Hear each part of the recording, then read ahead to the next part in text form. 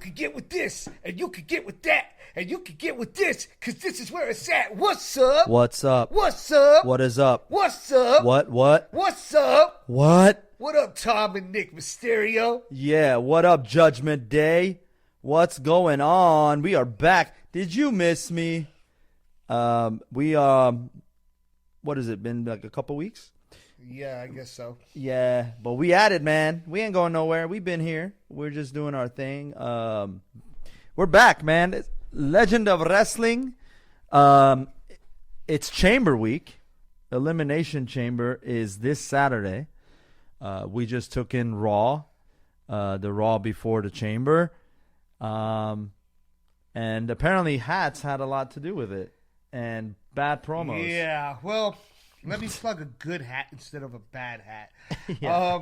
Just briefly before we get into this podcast. Lil, go for it. Yeah, I had the fortune of being able to attend a show of two artists that I enjoy, Mac Lethal and Gorilla Nems, where I got this nice hat. Bing Bong Fuck Your Life. Go to fyl.nyc to get the merch. Go ahead and support the music. Rise of the Silverback out now. He's a really good dude. I mean, if you are listening, Nems, and you a fan of wrestling, we'd definitely like to have you on the show. God damn it. And it's all good. That was him. He's saying, Hey, that's a sign. That's yeah, a sign. yeah. Bing bong, fuck your life. But let's get back to the podcast. Yeah. All the way from New York. Don't you ever disrespect me talking about this podcast when we try to plug our guests. Or future guests, I should say. Shut up. Shut your ass up, Bert. You had to pull out the Ernie and Bert shit for it. Well, you, If Bert, you know, you know. Yeah, if you know, you know.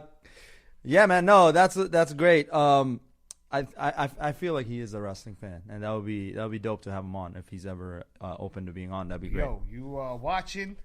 We'd love to have you. That's right. Bing bong, fuck your life. That's right. That's right. Man, it is some weird times with wrestling right now. I'm not gonna lie. It doesn't feel exciting. It feels interesting, but it doesn't feel exciting. That feeling I normally get at this time of year going into Mania season is kind of just. I feel like they started hot, and it's kind of like They're scrambling.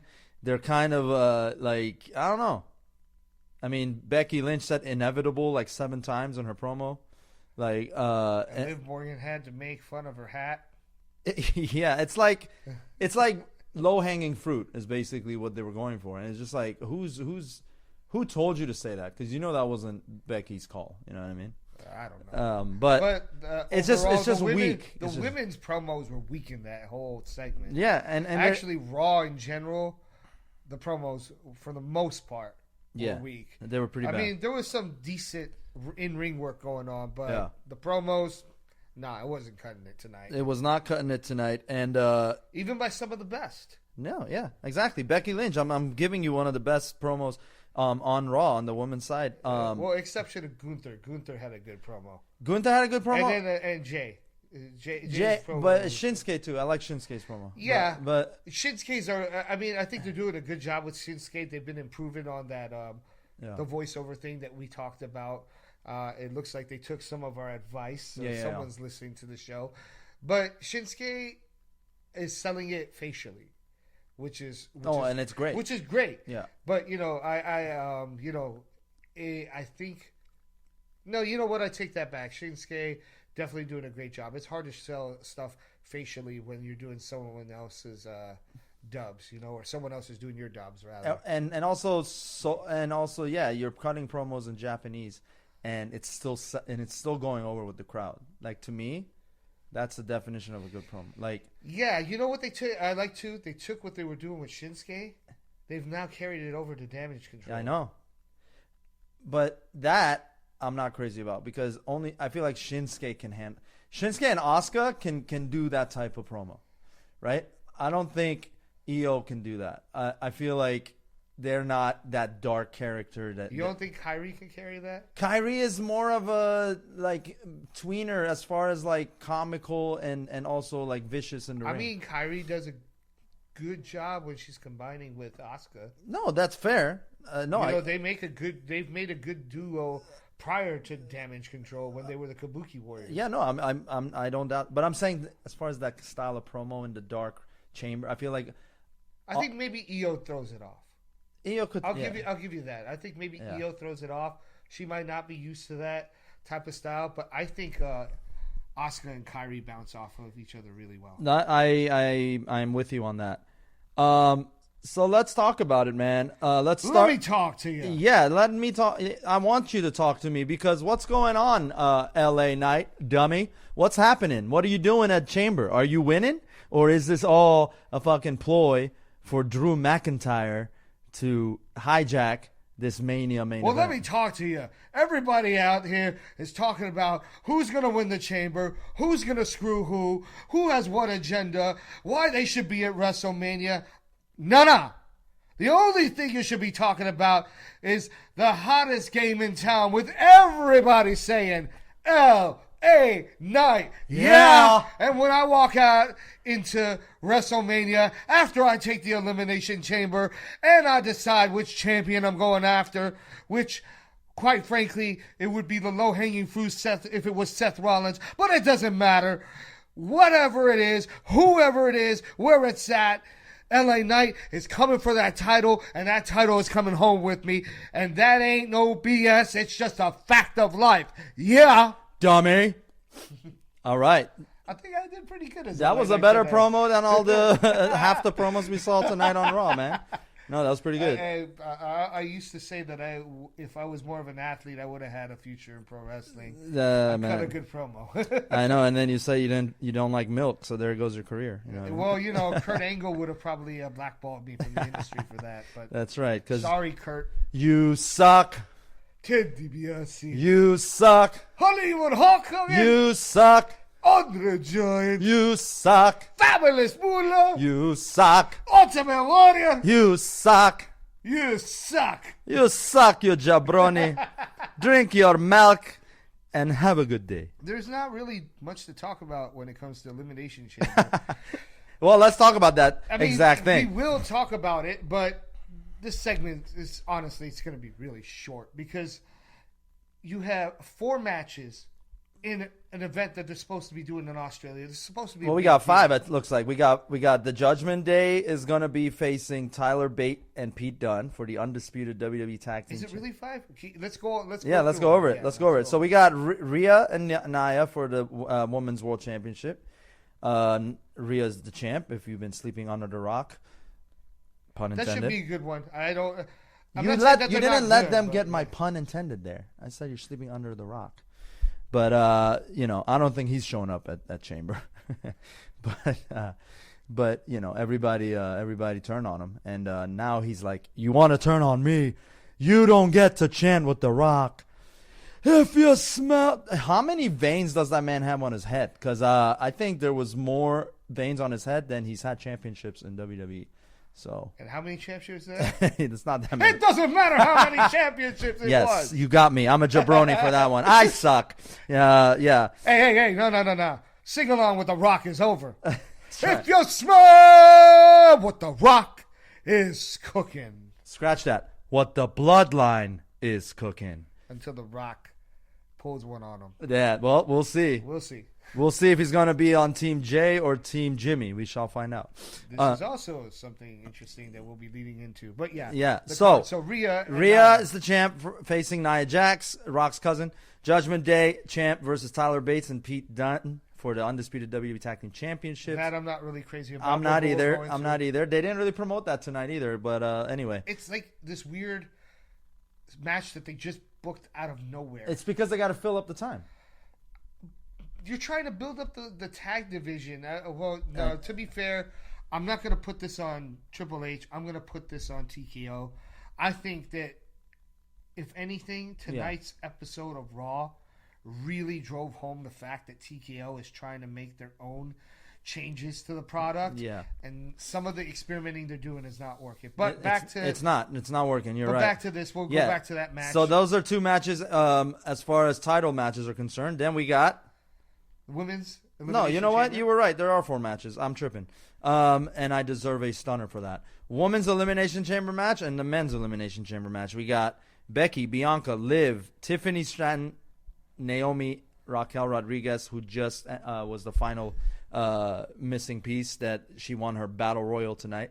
Very weak Battle Royal. I was not a fan of that coming out of Royal Rumble, just like a few weeks removed.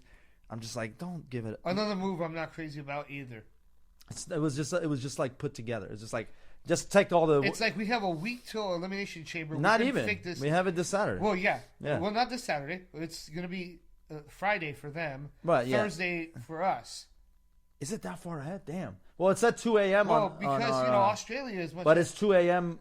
Saturday morning for us, or is it Friday morning? I think that it says when is this? So we're looking. So at, it starts at 2 a.m. Pacific time, is what I read.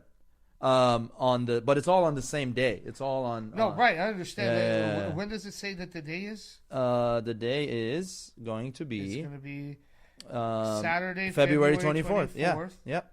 But that's Saturday in Perth, Australia, right? Right, but it'll be their evening, like it'll be their 5 Is p.m. it- is and it it'll their be like the 2 a.m. for us. Well, I don't know what the time zones are like there. I'm just gonna have to take your word for it. But here, yeah. No, I believe you. I'm just saying I have no, you don't, objection and to that's it. okay. Yeah. I'm gonna show you. Elimination Chamber 2024 start time. This portion has been brought to you by Uncle Google. Uncle Google. Let's see. 1:30 a.m. is the kickoff show for our time, Pacific time, on the 24th. a.m. So that's what I'm saying. So it will be Saturday, but it's going to be early in the morning for us, not yeah, afternoon. but that's It's gonna be the there. time for us. Yeah, I understand. Yeah. That's what I'm saying. For them, it's going to be not evening. It's going to be like afternoon. No, yeah, of course, yeah. So here we can even do it Australia time.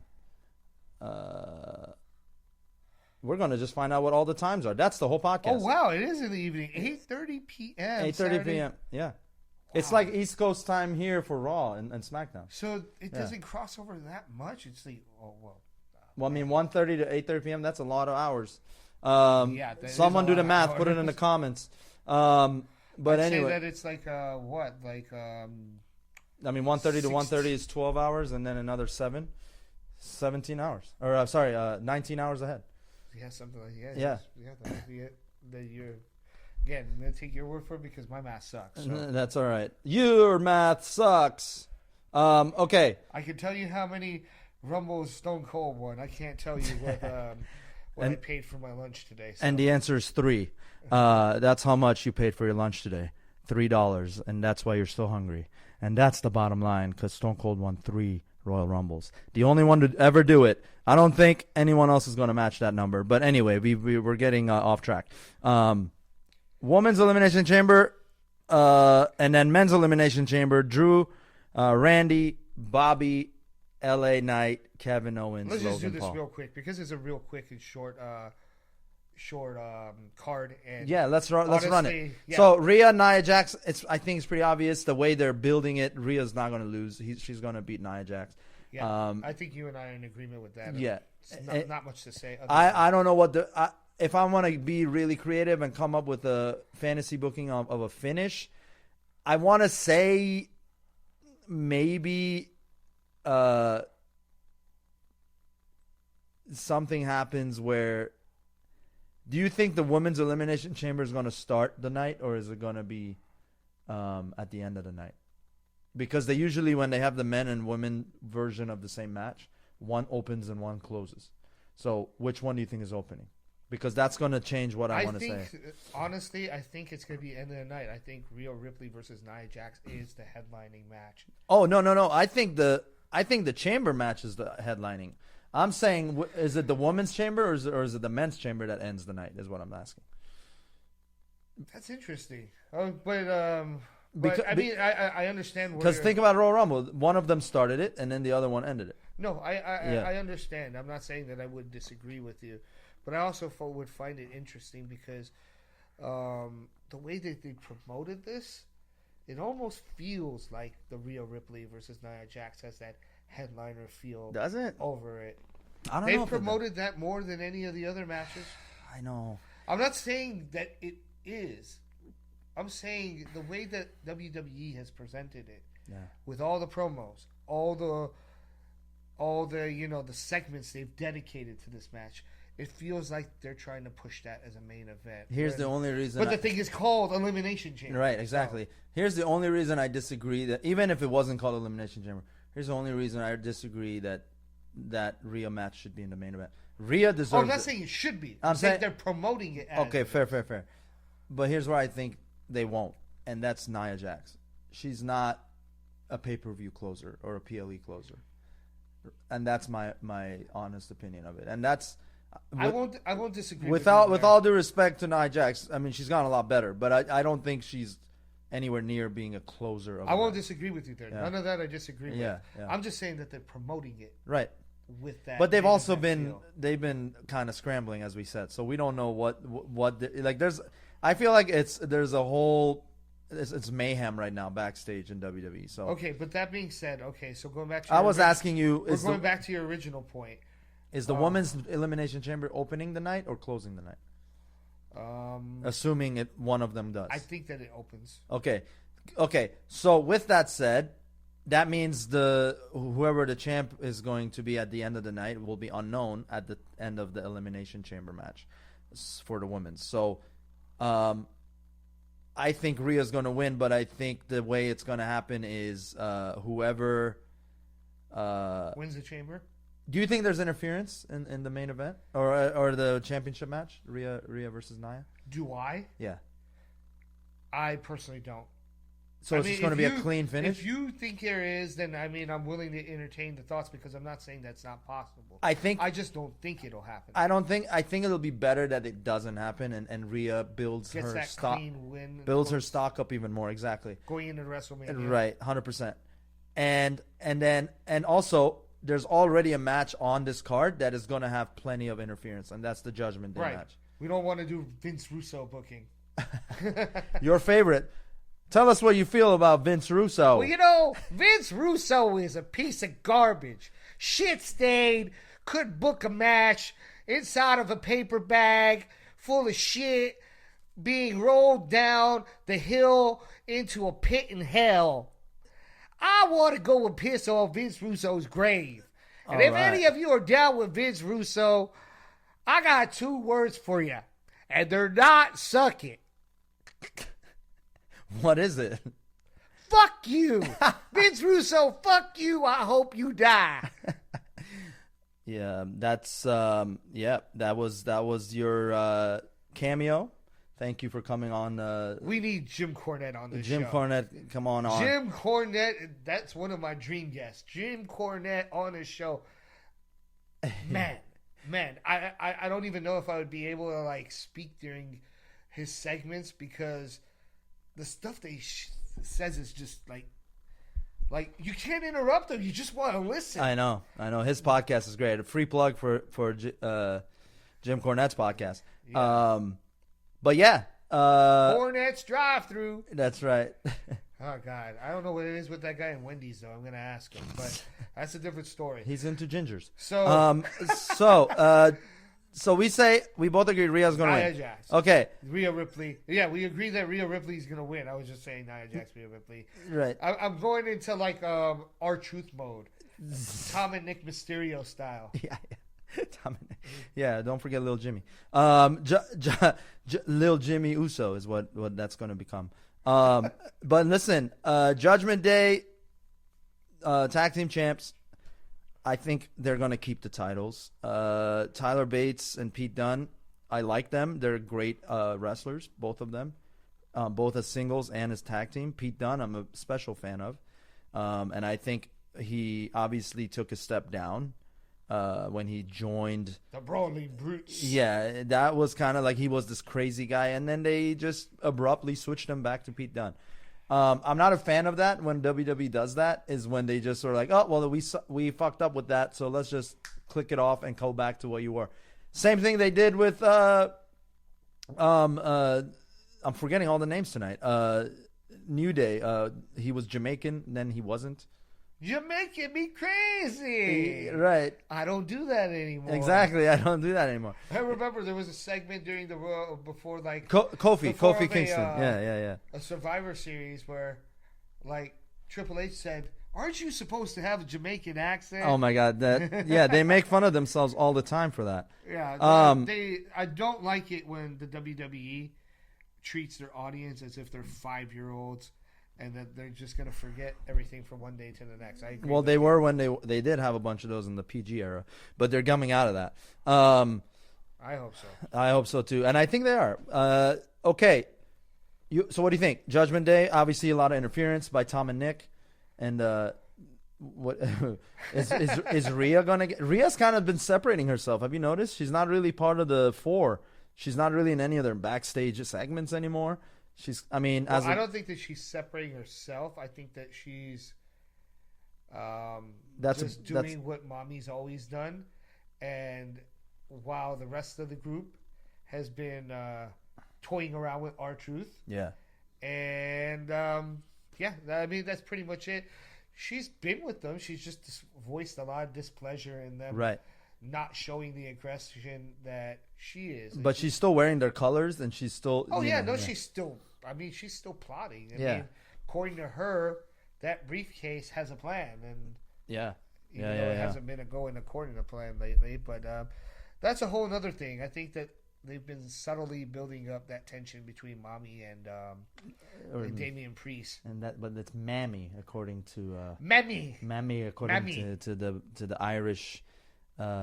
man, or in Rhea Ripley's, or I should say Nia Jax's words. Mommy's gonna go home and cry to her mommy.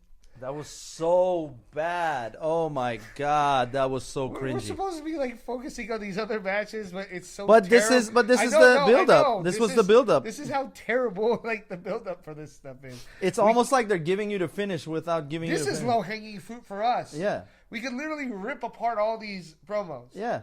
If I were Jim Cornette, I would. Jim Cornette, come on and bury all these. But promos. Yes, the Judgment Day again. Keeping this short, I don't see any reason they should lose to Tyler Bate and Pete Dunne. There's been no build up to this match, no motivation as to why Tyler Bate and Pete Dunne should be competing for this, other than I think there was some very little talked about tag team division thing going on. Yeah. Which shows you like how much we really know because we've been watching episodes and it still went over our heads. Right. Straightforward Judgment Day. I don't see them losing that momentum going into WrestleMania. No, they won't. We'll see. So let's. There's also that Grayson Waller spot that they added tonight. That it's going to be. Oh, God, yeah. Please. I know. No one wants to watch the Grayson Waller effect. Okay. Well, Ozzy does, but that's. Well, that remains to be seen. I don't even know if Ozzy's like him. We'll see. We'll see what happens. Kayfabe is character, of course. I'm not trying to take anything away from the guy's personal life or anything. I mean, there's going. And to be fair, I've said this before, but to be fair, the guy does have a little bit of something going for him, unlike his good for like nothing waste of talent partner that goes ahead and injures people with botched moves. Yeah, theory of everything. It's like the botch theory. Yeah. Botchum theory. Yeah. He's too busy kissing up to Logan Paul, but that's a whole other story. Oh my God, you're right. I mean, Grayson, for what it's worth, I don't have anything against Grayson, but I think the segment is really just for cheap pop for Australia, which is fine, but the problem is when it takes up the time, then that might be used for another marquee matchup to make this event mean more. Right. Then I'm not a fan of that. Other than that, I mean, I have no problem with Grayson Waller. No, yeah, I don't disagree with that. What do you guys think, right? And by the way, hit that subscribe button, you jabroni. Yeah, you listening right now. God damn it. You fucking jabroni. You better press the subscribe button. Otherwise, I'll suplex you, put you in a camel clutch, break your back, and then I'll make you to be humble. Exactly. I'm the legend, Oro Chic #1. You better listen, or I'll beat the fuck out of you. You hear that? That's the legend talking. This is his podcast. Oh, All man, right. you said it perfect. I did say it perfect. And here's the bottom line. Grayson Waller Effect is going to have Cody and Seth as guests on his show at the Chamber. I definitely predict, and then we'll go into the Elimination Chamber title I matches. find it hard not to. I'm going to let you say what you're going to say first, and then I will say. Okay, yeah. But I already have a feeling that I know where this is I going. think there's going to be an appearance by a few others that have not been advertised. I don't think the people that are promoted for this show are the only ones that are going to be there. I think there's going to be some bang for the bucks as far as the Aussie dollar. The people. You think The Rock is going to show up? It is Australia. I'm saying, I mean, okay. I mean, Roman is not even going to show up. We don't know that. You think Roman's going to show up? We don't know that. That's the thing. That's what makes this interesting. Well, the fact that Cody is there, then I could see Roman being there. Because these two are the two that are being promoted as the center of the storyline Yeah. with The Rock and Roman Reigns. Yeah. Who would interrupt them? Now, but here's the other thing.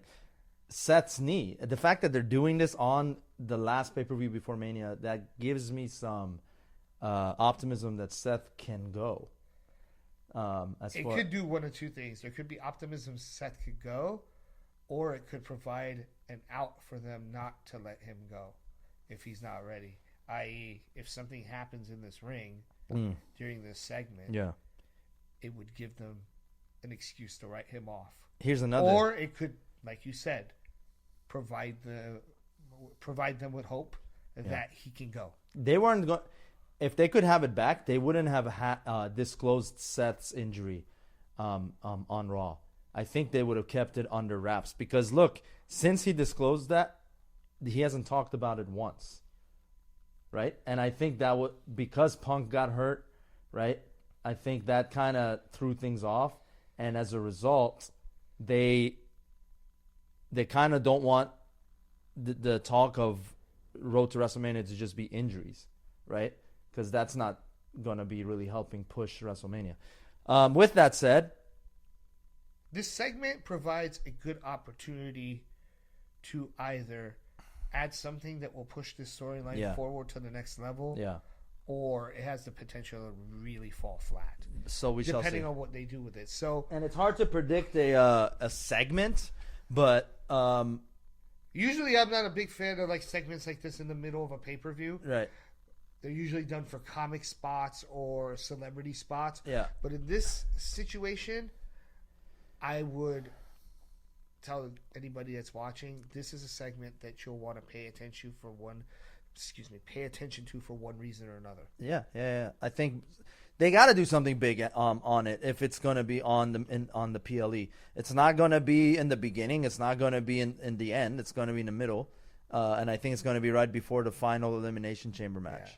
It's kind of easy to book this whole show based on the card. You kind of know where most of these matches are Exactly. So, moving on. With that said, women's chamber match. You said it's starting it. I honestly think it's Becky Lynch. And I'll give you my reason why. It's a very short, brief reason. I look at all the women on this card, and minus Raquel Rodriguez, who I think has the personality of literally a cardboard box. That's not taken away from her ring ability, by the way. But Braun Strowman, he's she just kidding. still really needs to work on something that gives her some personality. But the rest of these women have something. I know you don't like Tiffany Stratton, but still she has a character. Yeah. You know, it's not one that you like, but it's a character. Right. I can't say that I'm a big fan of it either. Yeah. It's a trope. But that being said, all these women here are they're talented, and I don't think that any one of them can't go in the ring. It's just that none of them really have that marquee name or feel that I feel would push somebody or sell tickets or put butts in seats, if you will, for a match at WrestleMania, except for Becky Lynch. I think you're. I give you that the ticket sell aspect, 100%. I'm with you on that. And I didn't mean to interrupt you. If you have more to say, go for it. But All I will add to that is if they do have a swerve in for us, I wouldn't be totally against it depending on what it is because Becky's been that predictable to me as being pushed so hard into the spot. It would actually be interesting and surprising, pleasantly surprising, if they threw a swerve at us. But I still feel it's Becky Lynch. I'll tell you this: Becky definitely doesn't have that flame behind her like she did when she went after Ronda Rousey. Like, No, right? no. And so that is, and also her promo tonight didn't help. She's done much better promos in the past. But anyway, But compared to the women that are on this card, so that's what she's still the fan favorite. I think. Well, here's where I think there's one other person in this match that I would argue okay. could not I'm all only ears. not only is she a fan favorite, but she could also sell tickets. Okay, and I know when we were watching Raw earlier, I said Liv Morgan. Okay, but I'm actually saying Bianca Belair. Okay, I think Bianca Belair got the biggest pop tonight in that 14-hour promo with all the women speaking nonsense. And when she came out, she did her thing. She didn't have the best promo like in her career. She's definitely had better ones. And I even mentioned that she should rebrand and get away from this EST stuff. I think it's getting stale. However, who am I to talk? Because the audience at the arena, they were all cheering her on, right? She got the biggest pop between her and Becky, so she was up there, and she's main evented WrestleMania already. So, to me, She's also already won this event. she's also won this event. Now, from a politics standpoint, I'm with you that I think it's Becky's turn. Like it's gone full circle. Like it's her turn, right? But I think as far as like fan and ticket sales, I think Bianca still is up there. Well, let me ask you a question that might be related to this, but I'm not necessarily sure because my memory's hazy. And my favorite to win it is Liv Morgan, but I don't think based on ticket sales and all that, I think Bianca and Becky are. Well, let me ask you this question Yeah. because this is also something that came to mind to me. Becky initially lost that title not to anybody, but She gave it up. Gave it up because she To went Asuka, on yeah. maternity, right? Right. She hasn't won the title since, right? Other than the NXT title, right? Right. So essentially, this is the title that she's never lost. Yeah. They Okay. never talk about that though. Well, no, they never do. But I'm just saying, it's just something to think about too in terms of like how they might book this match. But again, like I said, if they have a swerve in mind, as long as it's done correctly, I'd be pleasantly surprised because as much as I like Becky, I also like unpredictability. Right. And if they have a way to market one of these superstars in a way that will make this match at WrestleMania a great event, I'm all for it. Yeah. But just for prediction purposes, I'm picking Becky. And the men's elimination. Hold on, I wanna button this up because as you just said, Oh, yeah, that's unpredictability. right. Go ahead, yeah. Unpredictability. My apologies. No. This is based on the fact that if Rhea, now this all depends on where these matches are on the card. Okay, if the women's chamber match follows the women's title match, okay, then what I'm about to say will be it will be hot for the PLE, and that is that we're both agreeing Rhea's going to win, right? She's going to beat Nia Jax. Where does Nia Jax go from there? Does she snap? Does she snap and then break into this elimination chamber match? Okay? That's, again, only if the chamber follows the Rhea match. But, and there's history there with Becky, right? I think there's history there with Raquel. But specifically Becky Lynch, right? I have a feeling if Becky was to lose this match, that's how it would be. It would be Nia screwing her out of this match to set up a Nia Becky like rematch. I feel like that would be something too because based on what's gone on the past couple of weeks, I feel like they have unfinished business. They do. And even in the promos, I'd be Nia more has yeah. alluded to the fact that you're not going to face Rhea Ripley. Right. You're going to face me. Right. Even though she's alluding to being the champ, Yeah. but I'm saying that animosity is still there. They have Right. unresolved Yeah. issues. yeah. So So to me, I'm giving your idea legs. right. She's got legs. Sorry, that was a callback to 25 years ago. Well, I liked having Stacy Keebler on staff. She was the perfect assistant. John When Laurinaitis. I was executive officer of talent relations. I can't even remember what I was going to say because I was overwhelmed with such people power. Yeah, and you were overwhelmed with a lot, clearly, because that's why you're. There's like a restraining order on you right now. You need to stay away from all things wrestling, and even. That's not true. I was a victim. Vince McMahon took advantage of me and my position of executive vice president of talent relations and the best Raw general manager ever. Let me guess. Your favorite match is what? Triple threat? How did you know? Because- People power. No, that's Laurinaitis power. You dumb idiot. I wish LA Knight would see you right now, just so he could hit the dummy button if we had one. Whoa. It seems like we have a problem here. No, I you, have the solution for you. no, you don't. We're going to book Oh my God, what a is it? triple threat match between you, Let me guess. Stacy Keebler, Wow. All right. and The Undertaker. Candice Michelle. And once the match is over, the problem will be resolved. Listen, People power. we had no problems until you showed up. Is that what I'm trying to say? And you were probably the worst general manager in Raw and SmackDown. Well, I'm history. sorry. The Garcia twins would disagree. The Garcia. Listen, man. Listen, dude. You need to go. You probably have a court hearing coming up soon. There's a litigations against you right now. So yeah, maybe you shouldn't be on a podcast. I am innocent, and people power will prove me innocent. The Bella twins disagree. So and those are your stepdaughters. So you should probably tread lightly there. The bottom line is. I don't know if what we're doing is too soon. No, it's not. We're not. That's funny. But listen, we're gonna have. I'm not condoning the actions of John Laurinaitis, or as Irish Sheep call him, fucking John Laryngitis. Yes, exactly. Piece of shit.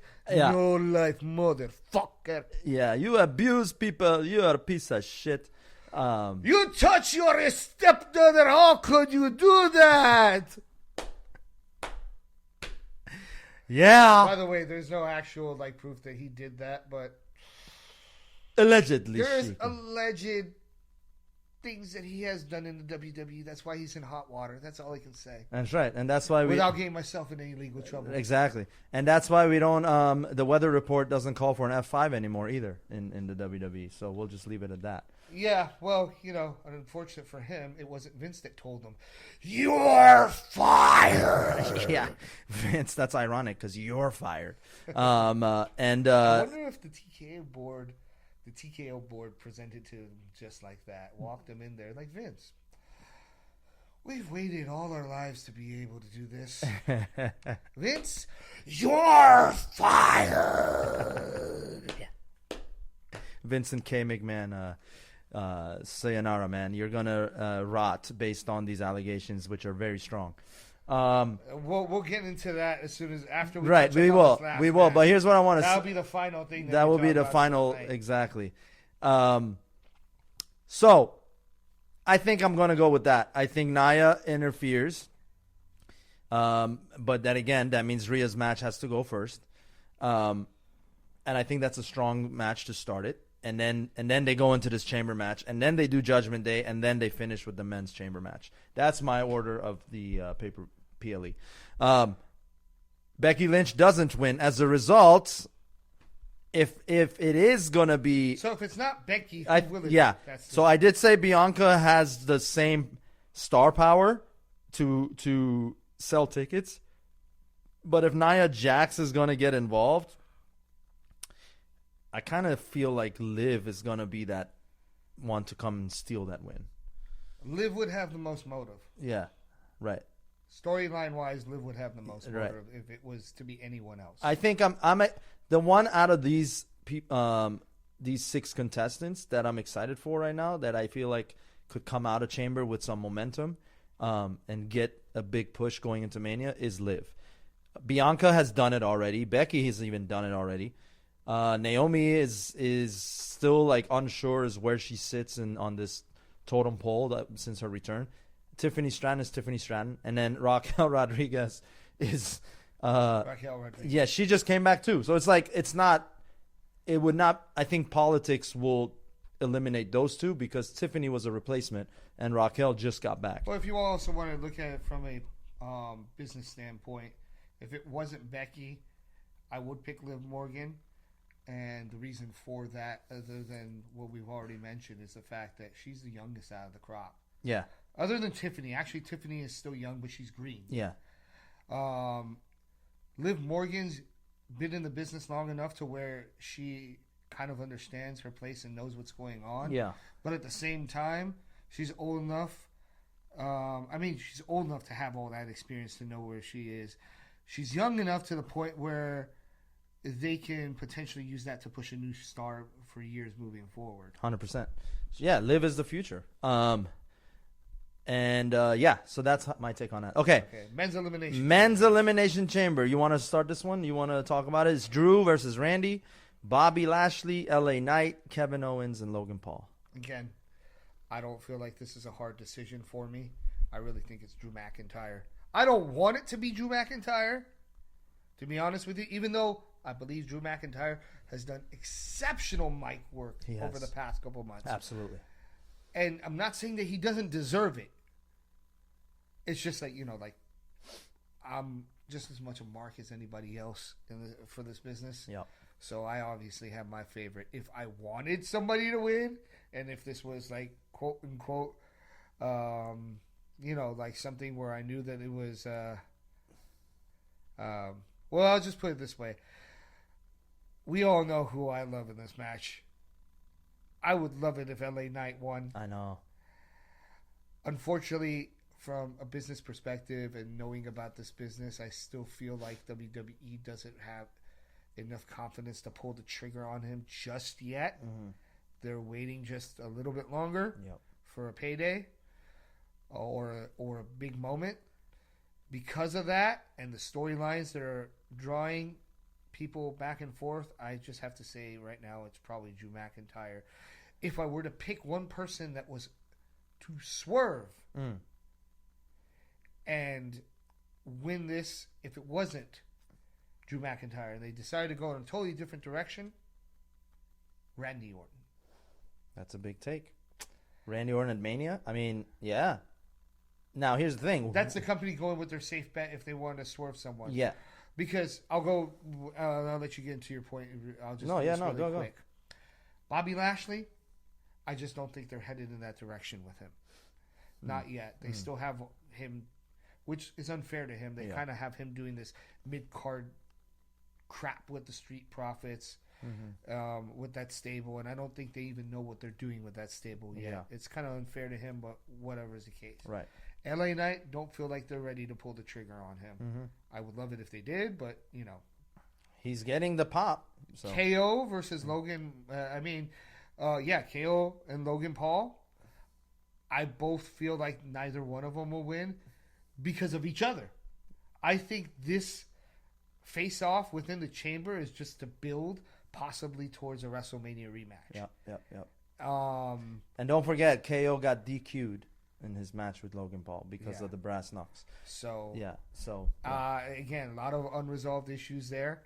I feel like the two of these guys are going to screw each other within this match and cancel each other out. Right. Bobby Lashley and LA Knight just don't have. They're not in a place on the card where I feel WWE is confident enough to put them in that spot yet. Yeah. So, if it's not Drew McIntyre, which I feel like it would be Randy Orton. Take it away. All right. I think the modern day Maharaja is going to win it. No, I'm kidding. He should have been in this match, by the way, because he was pushed properly. and then they just squashed him again. And then to me, that's kind of fucked up. Talk to me, modern day Maharaja. I mean, I'm the modern day Maharaja, and I was the WWE champion, and I never got the respect I deserved. But now, I will show you how the modern day Maharaja becomes the number one contender. Seth Rollins, I'm coming for you at WrestleMania, and I will have my moment. And I'm bringing the great Khali with me. Not bad. Yeah. Now you gotta learn some Punjabi to throw into it. Okay, yeah. Well, we have a I lot know of. you're not We have a gonna lot try. of. I know you're not gonna try and like ad lib the words because you're gonna feel like you're insulting. Yes. I get it. Yes. That's one of the reasons why I kind of avoid his impersonation myself. Right. But yes, learn a few Punjabi words and then you'll make it perfect. I'm just speaking with his specific Canadian with a sprinkle of Indian accent, speaking English. That's his accent, and I've been working on that. I've lost about 20 minutes of sleep to learn it. You're getting there. Hey, I'm getting there. You're getting there. Yeah. So here, okay. So you're saying Drew Swerve would be Randy. Okay. I think it's Drew. I agree with the KO Logan Paul side of it. I think they will take each other out. I think Randy and Bobby Lashley might set something up for Mania. That might be a match that they might end up creating in this match, depending on how it goes. Street Profits, don't forget, they're with Bobby, and see what they do, if they try to interfere. Bobby's kind of a good guy right now, but we shall see. He's a tweener. He's a tweener, right? My thing with the Swerve would be LA Knight. And I think LA Knight Roman Reigns match showed us that the people were behind him. Yeah. Exactly. And obviously Roman took that W, and it just feels natural that if Cody is getting his rematch with Roman, LA Knight should have some sort of title match that is for the world title going into Mania. Again, all of this assuming Seth can even go in about 55 days. I really do think that LA Knight is too big a star at this point. Yeah. Not to have some sort of title match. 100%. The tag titles are tied up. Yeah. I'm pretty sure that they're going to have a tag team go against the Judgment Day at WrestleMania. Yes. And we'll do that, but yeah, continue what you were saying. Unless they do something in the middle of this match, I feel like KO and Logan Paul will probably go on to WrestleMania. And it would be the right move. It's a great selling match. People would pay to see that. Right. That would be a good move. I'm not disagreeing. And that'll be for the U.S. title, obviously. Yes. So then, who does he go after? If it's what not, if it was Gunther? That's what. So okay. Break Gunther's streak. What other better way to put? I mean, I don't know how they would make it happen, but I would think to myself, what better way to put LA Knight over and bring him to that next level of superstardom than to take somebody's streak away from them? So here's my only thing about that. And again, this is all hypothetical, yes. Because we don't know what's going to happen. Because I honestly don't think that. Yeah. I honestly think that they have something else planned for LA Knight. I don't know what it is, but yeah. The only reason I'd say with what you said, I would throw a flag on it, is let's say LA Knight wins this, and now he's going to go or actually no, with your theory is he won't win this, yes. And then he'll go after Gunther. Yeah. I don't think WrestleMania 40 is going to have two streaks end. Whether it's night 1 or night 2, if it's split. I don't think that's what they're interested in. If Gunther loses the IC title on night 1 against LA Knight, going with your fantasy booking. Completely fantasy, by the way. Of course. But 100% Roman is going to keep the title on night 2 if that happens.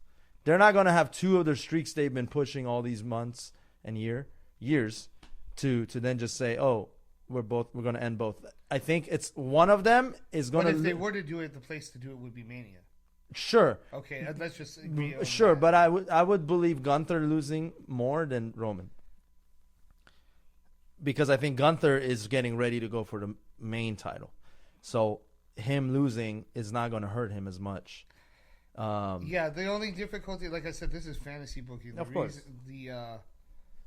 The problem that you would have to explain, even if you were to go in that direction, would be how the hell did LA Knight decide or get authorization to go after Raw's Intercontinental Champion? Hey, they're doing Jimmy and Jay. I know, but there's a reason for that. I know. I mean, but- they've built a storyline reason for it based on what's happened tonight, the attacks. As of right now, LA Knight and Gunther have had no interaction. For them to do that, they have to create something. Yeah. That's all I'm saying. All right. So then, yeah, I agree. Drew's going to win. Back to reality here. I think Drew's going to win. And if there is a swerve, I say LA Knight. But that's really pushing it. Randy is great, but I think there's something else out there for Randy. Yeah, that's the card. Randy doesn't need a title right now because he's. I know they were talking about getting him his 15th reign. But I don't. But here's the thing: if Seth can't go, yeah, then the title's up in the air. So you could essentially have a triple threat match. No, I'm not going to go the John Laurinaitis route.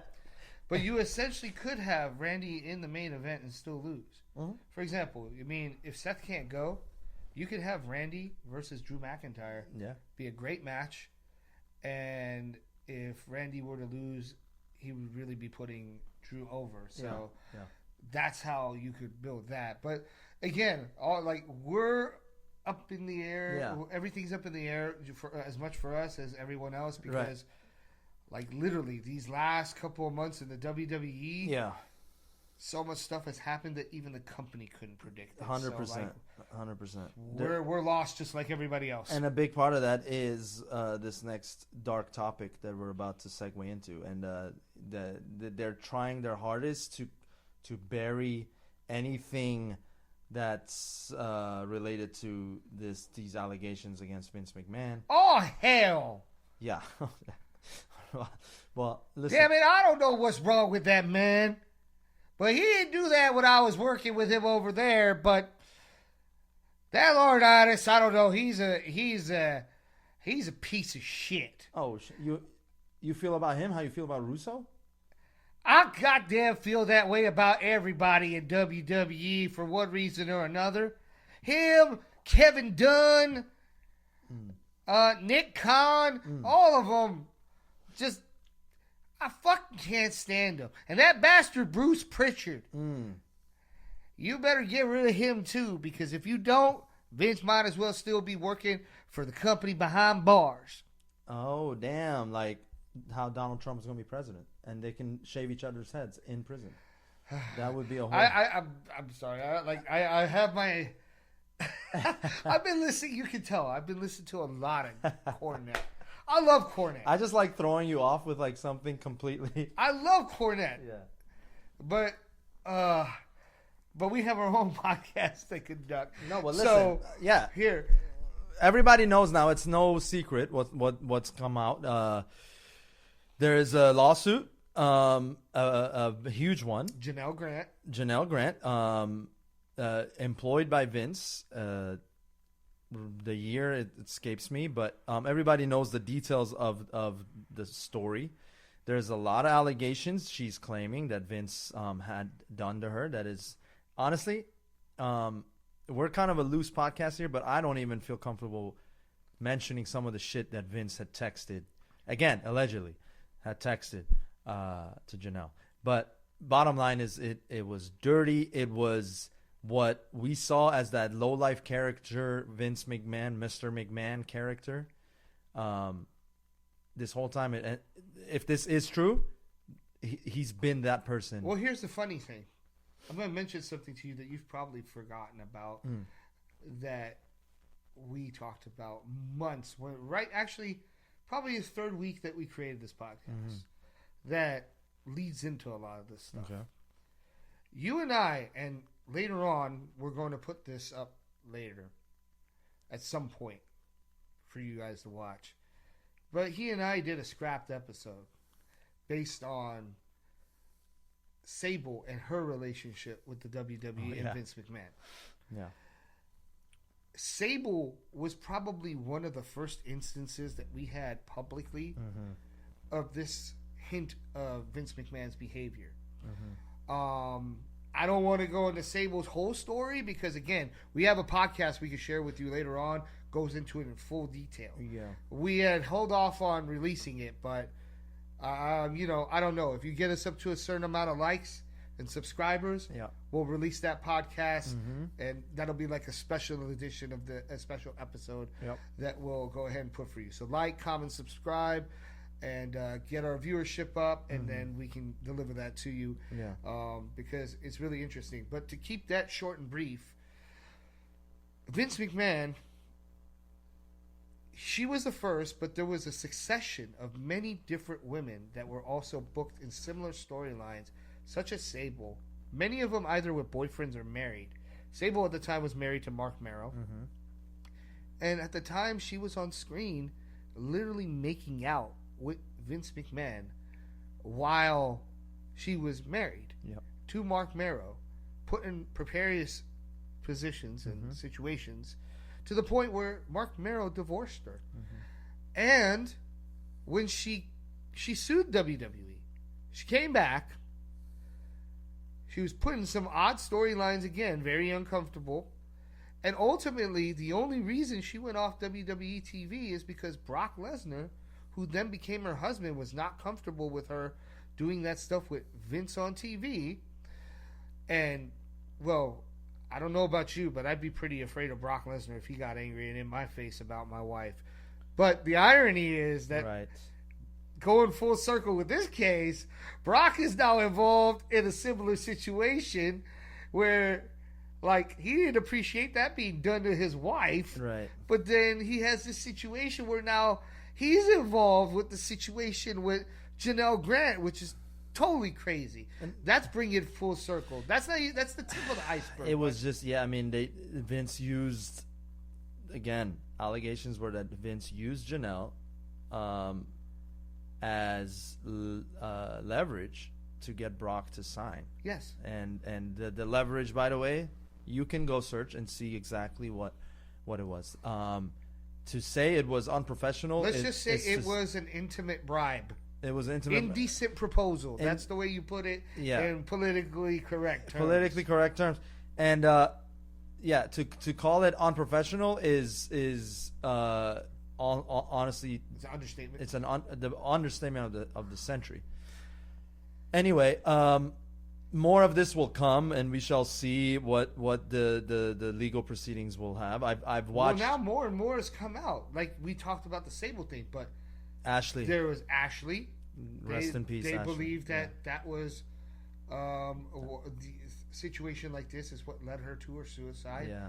Actually, they said that they caught her being injected with something at the military base allegedly prior to her, suicide. Wow, I didn't. Okay, There's a deeper there's a deeper context than just what went on allegedly behind the scenes. There was something that happened when they went overseas for the tour for the troops. This particular incident, which if you want to research into, Rene Dupree has a podcast as well where he has Paul London on, who was her boyfriend at the time, and he goes into detail with that. I'm skipping around it because our podcast is relatively new. There are certain things that we have to be careful about saying. I mean, we're loose with the language and stuff, but this stuff, since it involves things that haven't been necessarily proven by the court of law and allegations and so forth, I'm not trying to get us banned or censored or canceled. But it's but it must be discussed because to prevent anything even remotely close to this from ever happening. Dawn Marie has stories. Dawn Marie about being uncomfortable. What about Tori? Tori Wilson has repeatedly stated she was uncomfortable because she was basically doing this. She was next in line. She was doing the exact same thing that Sable was doing. Trish? Does Trish said anything? Trish is not I don't know if she said anything, but Trish's story is pretty much straightforward. Hers involved like embarrassment in front of a public on television. Yeah. Having her stripped down naked, crawl on all fours, and bark like a dog. Yeah. I can say that on the podcast because that's not alleged. That's documented. That happened on live TV. Yeah. They've continued on certain moments in Raw history when they do like the flashbacks and everything to incorporate that, which is still sick. Yeah. They still to this day Yep. like incorporate that segment. That's going to change. Well, yeah, Yeah. Well, because Vince just left, but literally Vince up was until this day, he was they kicked were out. still like Yeah. putting that out there as like what are those moments on Raw or where it was supposed to be promoted. Then you've also got Lita and Edge, who have multiple times in interviews said that they were very uncomfortable with doing that The live sex. the live sex scene. Yeah. Lita pleaded with Edge and she said no, and Vince didn't listen. She pleaded with Edge and John Cena to go talk to Vince, and he still said no to them. Mm-hmm. And ultimately, they pretty much almost went through with almost the entire thing. I think towards the very end, there was an interruption where somebody ran in and there was a scuffle. Yeah. My memory's hazy, but they literally went through with this shit. Yeah. And again, we can mention that part on this podcast because that's not alleged. That's documented. That happened. Yep. It's documented. It's on film, Mm-hmm.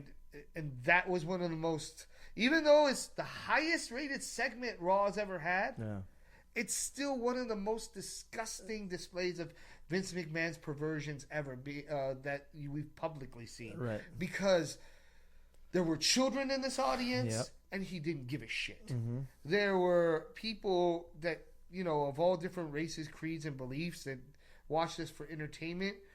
You don't watch wrestling to get a live porn show. Yeah. I mean, I'm sure there are segments where we've done, but you don't do it for literally live porn, and he did that. Mm-hmm. These were just public displays of what this man did. Yes. We don't know what this guy did behind closed doors, especially in this alleged case. Well, again, there was always, I mean, up until this case has come to, come to be disclosed and shown as far as the details. We always were wondering, like, people have always said Vince he's crazy. He works out at 2 a.m. and like he does like. Was he working out? Well, maybe. I mean, the man had muscle on him, so he definitely did some sort of workout. But workout. And there's evidence. There's video evidence of him actually training with his trainer. But I'm just saying this. What I'm saying. Did you really do that for all those hours, including in between? The man Raw and SmackDown. The man did not sleep, is what we're saying. Oh, he clearly didn't sleep. Okay, God. Yeah, I'm saying. The bastard clearly didn't sleep. Right. Neither did John Laurinaitis because he got his wake-up call from Janelle Grant every Tuesday and Saturday too. Yeah. That's what's in the documents. But I remember growing up and talking about wrestling with the peers. It was like, yeah, Vince he's crazy. He's like and there was always this little question in the back of everyone's head, like, he's playing these roles like way too convincing. Like I always thought, like on screen, like the ones that he was directly involved in. Yeah. And I was always like, this is genuinely like old man creeps. And but we never, like, we always had the benefit of doubt because it was wrestling. It's scripted. It's a show. We're supposed to be watching it to suspend our belief. Exactly. Kayfabe. But here's the thing, too, and to piggyback on your point. Now, you recall back in the day, Ted DiBiase was brought into WWE to play the $1 Million Man gimmick, right? Yeah. The $1 Million Man gimmick is basically a megalomaniac that basically can get people to do whatever he wants by paying enough money. Yeah. And the way that it was pitched to Ted DiBiase, and you can quote him on that, you can go look it up, this is documented, when he asked what kind of character he was going to play, they told him, the character you're going to play is the character Vince McMahon would be if he was a wrestler. Well, how true is that now? Right. This man pretty much did whatever he wanted to do and thought he could pay everybody off. But that wasn't even a character. That was him. Apparently. Exactly. Yeah. Exactly. Yeah. That's what I'm getting. They basically drew inspiration from Vince McMahon, gave it milder version of it to a character. But how true is that? That it would be Vince McMahon, that literally a milder version, a less perverted version of Vince McMahon, that $1 million man Ted DiBiase would be playing. Yeah. Wow. Yeah, it's horrible. It's horrible.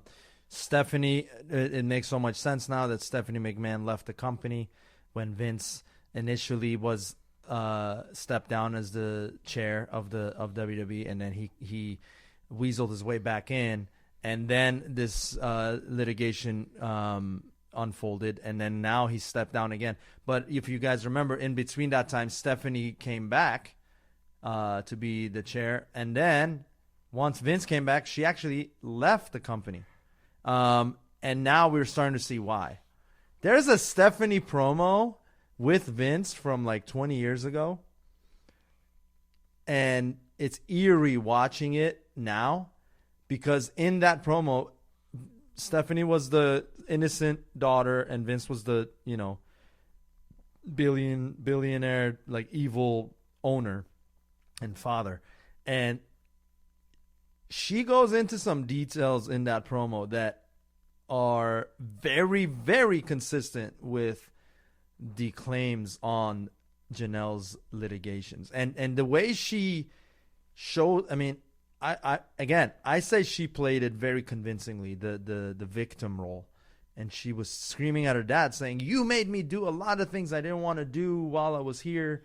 And she starts to really go into detail. I don't know if you remember this promo, but it was like in the locker room, and Vince is just playing like, "Oh, what are you talking?" And she's just going at him, and it's like, it's emotionally fueled, and it's very convincing. And if Stephanie was leaning on something real, it really was believable, because I believed, and I think any person who's seen that promo or that backstage segment would agree that it was like it made you stop thinking that of this is wrestling entertainment, but rather, holy shit, like this looks like it was blurring the lines of reality. It's completely believable, because Stephanie is on record. She has an interview where she talked about one of the most uncomfortable things, where she literally told her dad, "No, I won't do." Yeah. It was a storyline. I can't go into the full detail of the storyline, not because of the podcast. It's kind of hazy. Yeah. But you can look up this interview. But the gist of it was, at the end of it, Vince McMahon Stephanie was to be pregnant, only to be revealed that he had the incest baby with Stephanie. Yeah. And this is not alleged. You can look it up. It's an interview that Stephanie McMahon says that this is the one thing that her, because they asked her, "Has your dad ever pitched you a storyline where you had to say no to?" Mm-hmm. And she said she was talking about the storyline. She said it was uncomfortable, and she said she had to say no.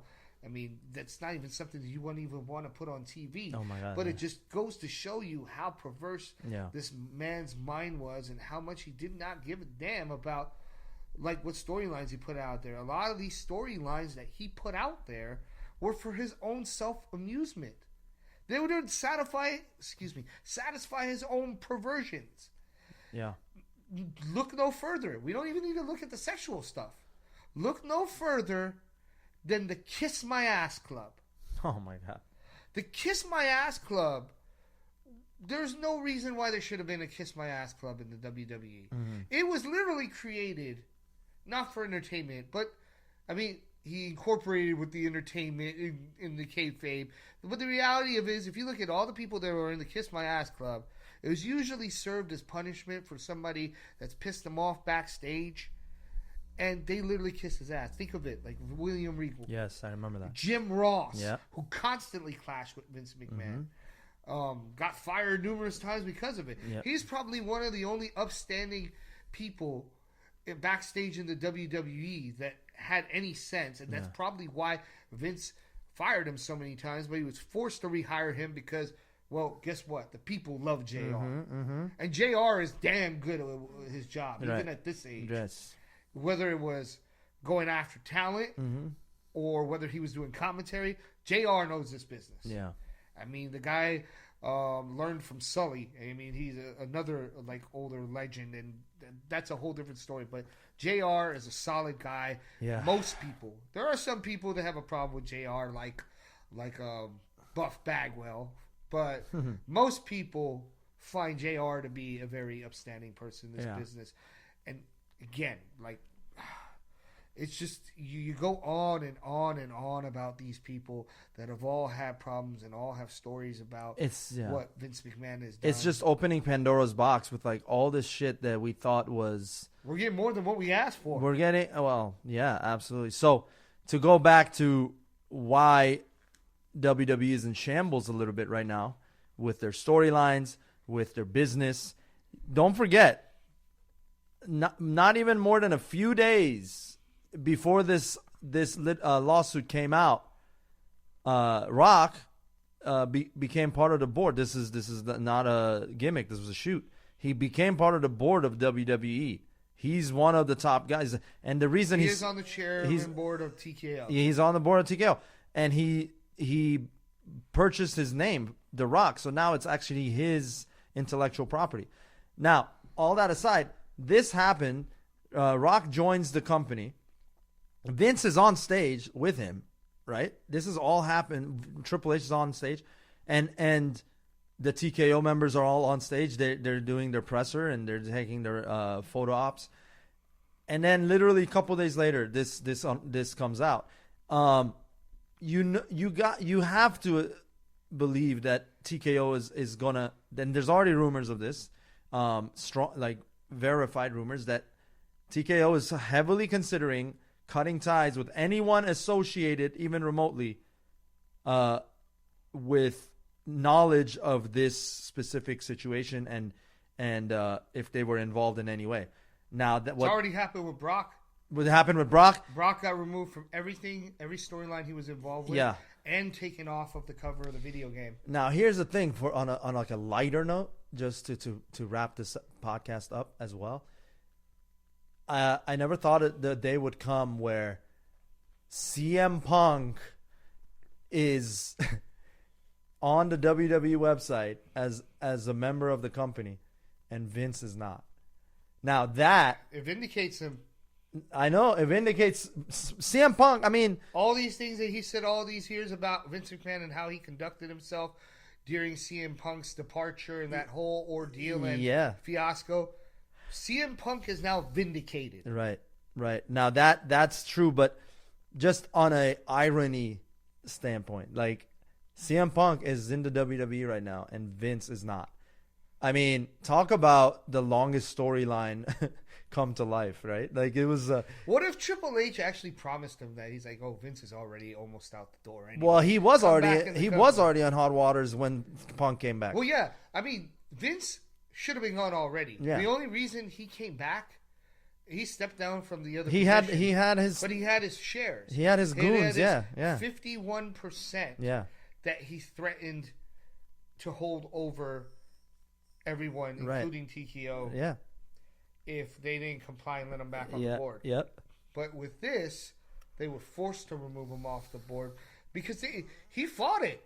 He didn't step down willingly. Yeah. He fought it. There were charges coming out before his the announcement that they let him go or anything. Yep. The last straw was Slim Jim. Yes. Slim Jim, their biggest sponsor decided that if Vince did not go, they were going to drop their sponsorship.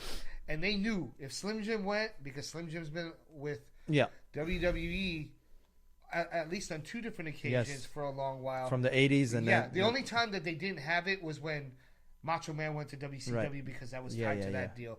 But they've had it for a good portion of like 2 decades, back and forth.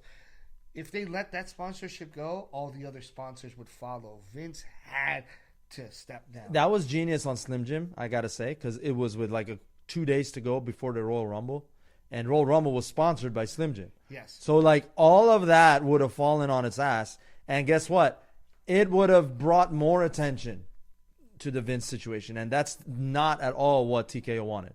TKO wanted to bury this as deep as they can, as quickly as they can, and that's why they forced Vince out. Now that, to me, is a sight to see, like Vince being forced out of WWE. Now I do bring in one last point before we close this out, and unfortunately it's not a happy one, but it's one that we have to discuss regardless.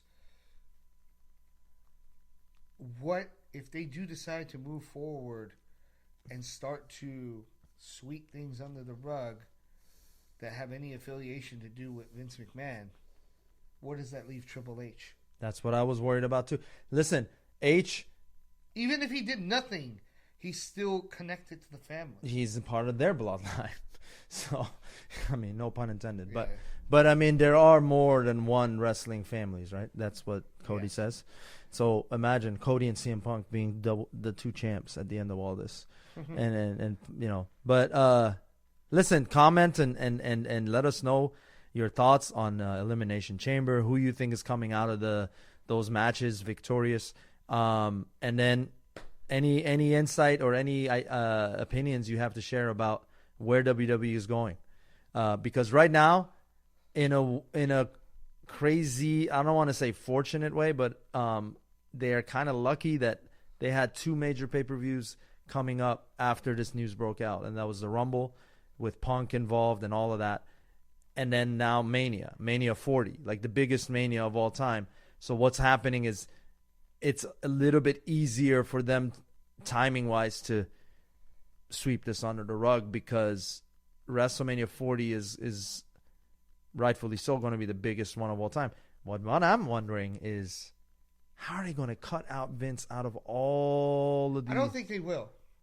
I think that they are going to leave him in there. I don't think it's possible to cut him out. The character stays. The real guy is gone. Yeah, obviously. Yeah. But the real guy needs to go. But what about go to fucking hell? But what about he claimed he would send everybody and they had no chance. Right. But, you know, when that limo blew up, it should have been. But yeah, we won't go that far. I'm not trying to get. No, I know. I will say this though.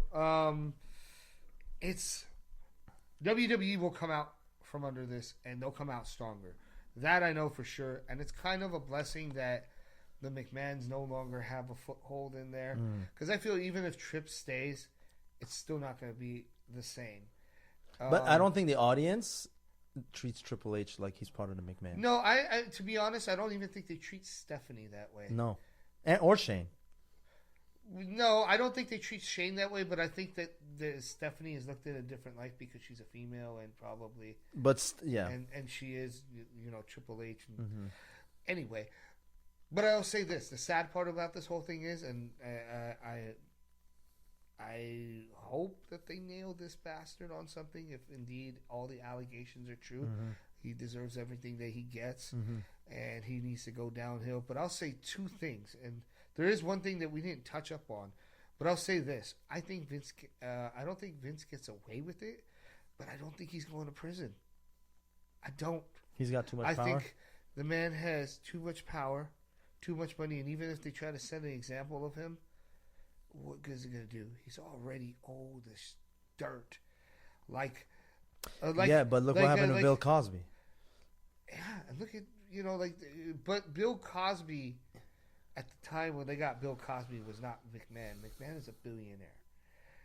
Like, this guy is literally rubbed shoulders with Donald Trump, who's escaped every goddamn thing they've thrown at him. That's fair. Yeah. So and the thing is, these are allegations. Until they come up with like concrete stuff, like they did with Epstein, because Epstein's records are concrete. They're what they've obtained. I don't think that because again, this is not this is a lawsuit. It's not a criminal case. Right. That's the it's a Yeah, civil she's lawsuit. suing because he So, didn't pay her yeah. the So amount. Yeah. if this goes and he pays her off, What happens? what happens? Yeah. Someone's going to have to bring up criminal charges, and I'm not sure that they're going to. I don't At know this though. stage. I don't know though. Once it goes into serving papers and it's in litigation, that the original $2 million that's still owed to Janelle is even Well, first legal of all, I don't at that even know. point. Yeah, exactly. Is it legal? Because what is it? What is it for? It's hush money. Hush money is not legal. Right. And the services that he was. But I'm saying, as from like a legal side, to think like that is a settlement type of thing. I think the settlement even would be way more than this. It wouldn't be the $2 million. I think it's going to be way. Well, she's going to get more money. That's exactly what she's doing by doing this. Yeah. Vince was dumb by not paying her. Yeah. The remainder of the money. Yeah. But here's the deal.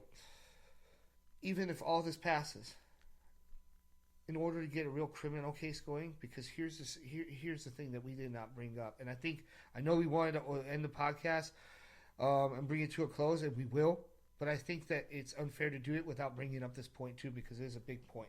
Say. Like we said, this is like a lawsuit. Mm-hmm. If they bring up criminal charges on Vince McMahon, the thing is, that's the thing. In order to take him to prison, they have to prove without a shadow of a doubt that he's completely guilty. Mm-hmm. Here's the dilemma that we currently face right now, because we don't know all the details. Mm-hmm. The texts that leaked from Vince McMahon are undoubtedly disgusting. Mm-hmm. They're undoubtedly the things that heinous.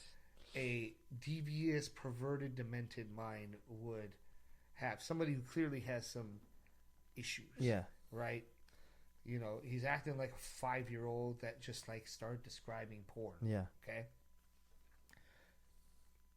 But there's still nothing illegal about it. Mm-hmm. It's immoral. It's disgusting. It's not. It's unethical. It's unethical. And that's what the suit is for, obviously, because you could bring up criminal charges in the case of, that's what I'm saying, you could bring up criminal charges in the case that he was using company funding. Yeah. Yes. But when it comes to the actual act and the allegations that she's bringing, such as sex trafficking, we've looked at some of these texts, which we won't again read out loud, Mm-hmm. but They're all out there. You can go they're specifically, except one particular exchange, they're all Vince's text. I know. They're not her responses. Oh. We don't know what her replies are. Mm. They're redacted. Yeah. Not only that, the one text that is included, because she did have one response in there, she refers to him as baby, and she's speaking with him cordially. She's not even telling him to stop. Yeah. It's like they're discussing a business transaction. Mm-hmm. You gotta think to yourself. I mean, I know what Vince did was totally devious, unacceptable. He basically took a girl who had just lost her parents, lost her job, and had no basically form of income. He manipulated her. He groomed her. Mm-hmm. Yes, 100% guilty, disgusting. Mm-hmm. Guy should definitely be punished for that. But just on that level. But when you're gonna allege that there's sex trafficking going on and that stuff, you gotta prove the man was peddling her off Mm-hmm. to different executives, because it's not just Brock and No, there was other. Laurinaitis that they're bringing up. There's 12 different executives Yeah. that are unnamed as to this point. Mm-hmm. Here's the deal. Even if the original agreement was, okay, let's just say for shits and giggles, you and I sit down and we're having this discussion that Janelle Grant had a discussion with Vince McMahon, and they agreed that she would perform certain favors in exchange for what Vince did. Mm-hmm. That's between her and him. Mm-hmm. When you start, which is, it's prostitution, but it's not trafficking. Mm-hmm. When you start trafficking, it means where he starts sharing it with the other executives. But you would have to prove that she did this against her will. Uh-huh. And the question is, look, you slept with the man once, maybe twice. if you didn't like the situation you were in, why didn't you walk away?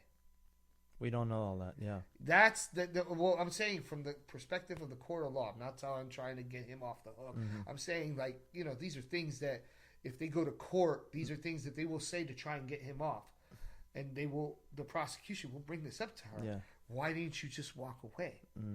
Why did you wait until you didn't get the money that you were owed?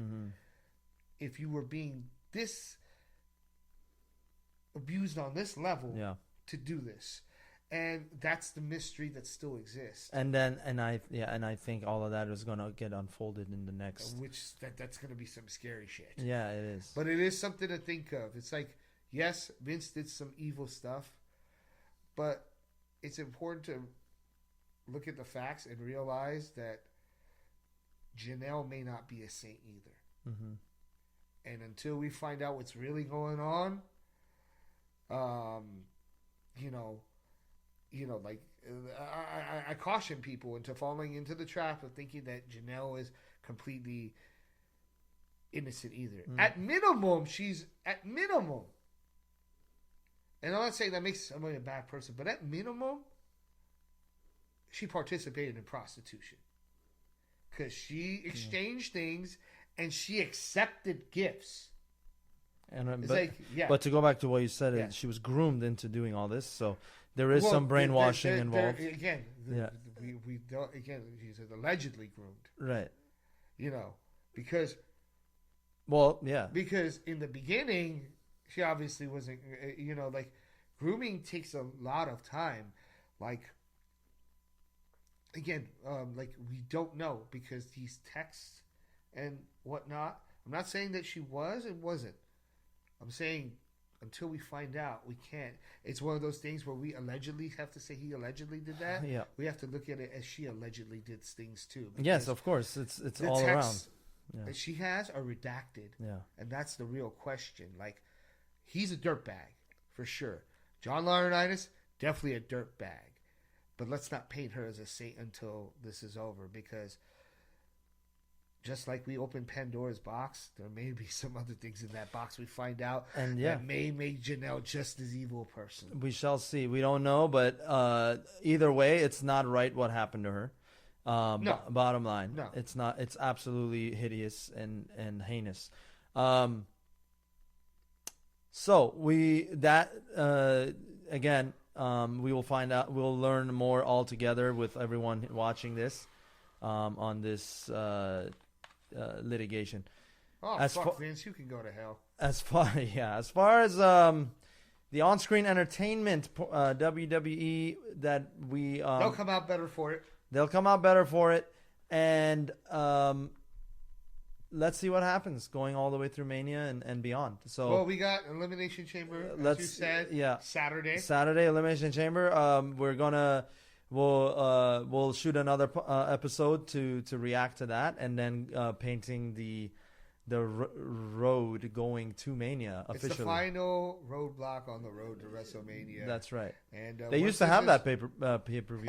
Remember that? WWE Roadblock. Yeah. Well, after this, the picture should be a whole lot clearer. Yeah. I think they'll tie up the loose ends that will. were this mess that was created after the Rumble and the mishaps. Let us know what you think about all the things discussed today on this episode. Hit the subscribe button, or you know where Sheik will find you. Like, comment, subscribe. We are on IG, Legend of Wrestling Podcast. That's right. We're also on TikTok, YouTube, and we'll be posting more clips from these episodes as well.